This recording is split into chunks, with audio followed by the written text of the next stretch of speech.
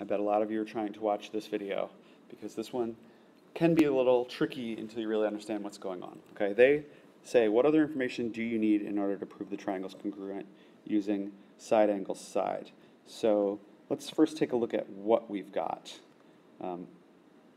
What we've got is that BC and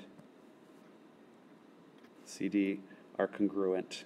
That is given information because they were marked. Now, we also know that AC, this side right here, is reflexively congruent to itself.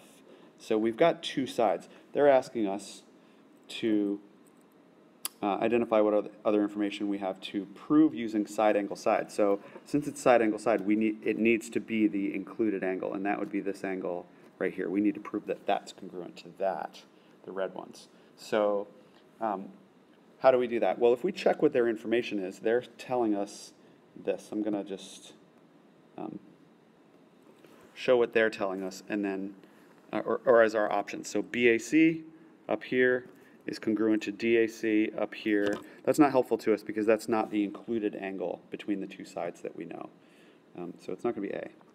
Let's look at C. CBA, that's this angle here, is congruent to CDA, that's that angle there. Also not the included angle, so not helpful, so it's not C.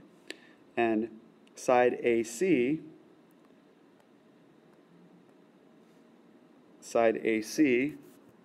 is congruent to side BD. Well, AC is congruent to itself, not BD. That's not information that we need to know. So it's not that either. And then that just leaves this answer B, which some of you might not immediately see what's going on here. Okay, but I'm going to show you.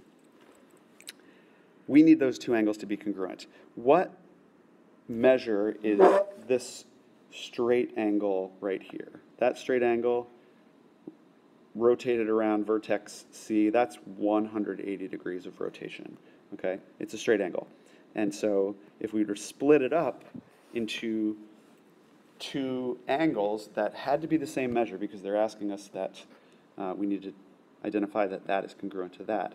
How do you split 180 into two equal angles? So 180 divided by 2 is 90. So that means that these need to both be 90-degree angles. So what does this tell you? Well, this is telling you that AC is perpendicular to BD. And that by the definition of perpendicular, we know that two lines that are perpendicular form 90-degree angles. So the fact that this AC is perpendicular to this would tell us that then therefore these two angles are the same. What are they both? They're both 90.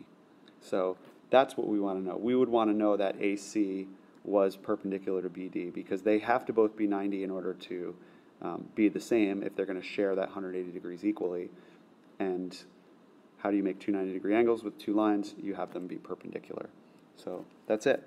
That's a really great problem. I like it a lot. Hope you fully get it, and I hope you appreciate that this wasn't just given to us straight away as BCA is congruent to DCA. That might have been too easy. They wanted us to kind of understand something about perpendicularity and the fact that these two angles have to sum to 180 because they're a linear pair, and they have to be congruent, so they have to both be 90. So yeah, good problem.